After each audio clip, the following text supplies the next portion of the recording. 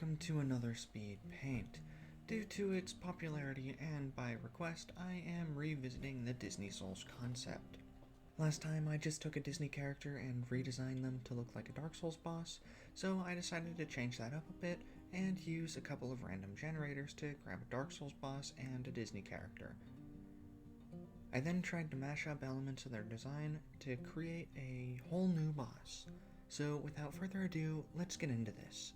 My first combination was Lumiere from Beauty and the Beast combined with Flexile Sentry. I think that's how it's said. It's like FL and then Exile. From Dark Souls 2. If memory serves, I think they're all from Dark Souls 2, but future me can correct that if I get that wrong. Flexile Sentry has two torsos coming out of a single pair of legs, so I decided to take that bit of design and latch onto it, as well as the weapons, but we'll get to those in a bit. I wanted Lumiere's head, or I guess heads, to be melted like a candle that has seen extreme use, so much so that it has covered his face and the wax has started to drip down and cover his mouth too.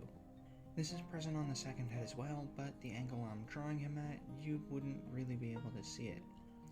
I wasn't sure how to do the legs of Lumiere because if you notice, he doesn't actually have legs.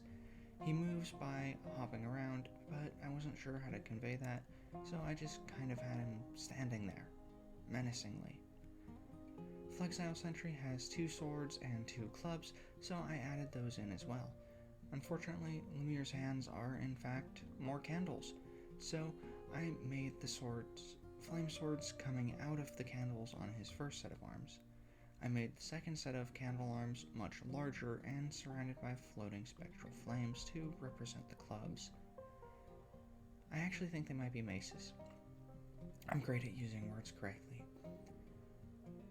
I was thinking about how you would come across this boss in the Disney Souls game I have made up in my head, and I think you would find him guarding like a grand dining hall of some kind, perhaps for Bells and the Beast's castle. I think they have a castle at the end of the movie, or is it a mansion? I have no idea, it's been a long time. But in this universe they have a castle where they combined a second candle to Lumiere and made him guard their dining hall. You'll find him on the table of this dining hall, and he's about the same size as he is in the film.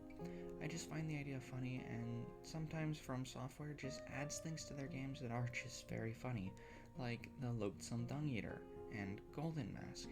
So Lumiere is a small boss that hops around and burns you with fire weapons. The next randomly generated characters were Clomplin Trollepieux.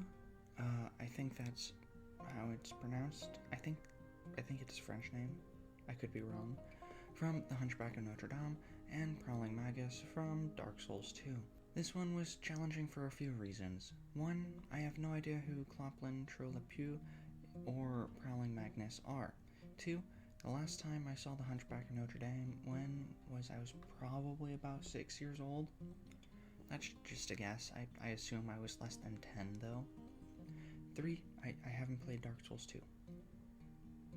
And I swear I've never seen Clomplin before, and I know he appears in the film that I have in fact seen. And that was a bit of a problem because I have no idea on what I wanted to do for this design mashup, so instead of procrastinating, I just threw some stuff together.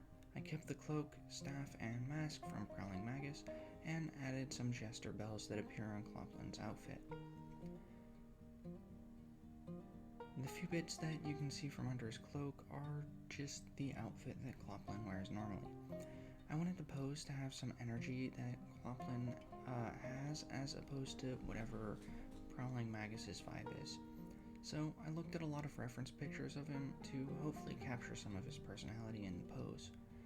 I had no idea what to do for the background, so I just tried to make it feel like it was a room similar to where you would find Prowling Magus.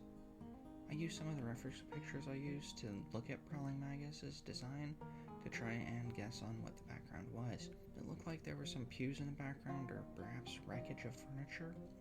I wasn't sure. I'm assuming you would find this boss in a church to like some old gods that wound up corrupting the world and making it die, or whatever happens in these types of games. It's basically something like that, right? I doubt he would be a boss that you would have to fight, but who knows? Maybe you would have to fight him.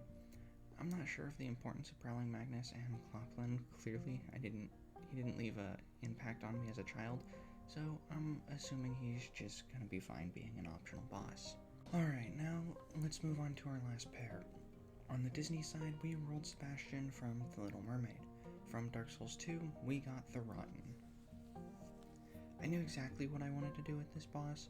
We got a crab and a monstrosity made out of a pile of rotten human corpses. We gotta make a crab out of human corpses. This is gonna be a giant crab.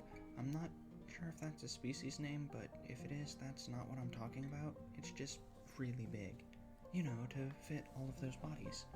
As a side note, content warning, this is a bit of a body horror, so if that's not your thing, this last drawing might not agree with you.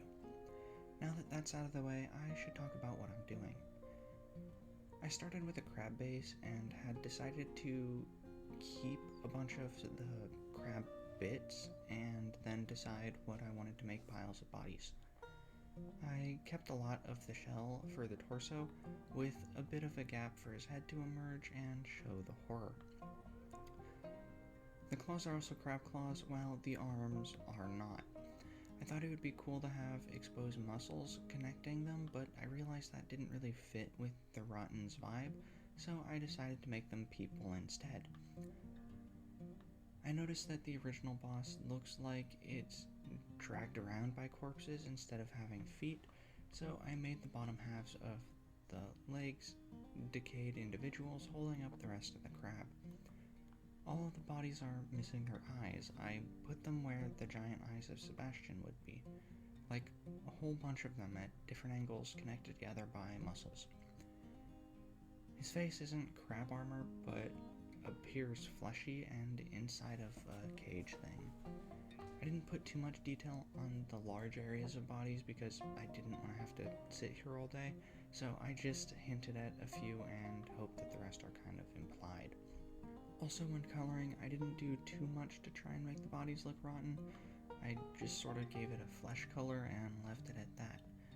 I imagine this version of Sebastian was created by a mad Ariel who, after losing her love, started collecting people in an attempt to replace him, and when they didn't meet their standards, she added it to the pile of her undead friend Sebastian. This would be a boss you probably have to fight on your way to kill Ariel, like a boss that lives in a flooded town where she resides, or something like that. That's about it for this video. It took me a lot longer than I was anticipated to get this done for various reasons. Mainly it boils down to me procrastinating, but what's new? Thanks for watching, and if you want to see more speed paints, go ahead and subscribe. If you enjoyed the video, go ahead and leave a like. If you have a drawing challenge or suggestion that you want to see me draw, go ahead and leave it down in the comments below. See you next time. Bye.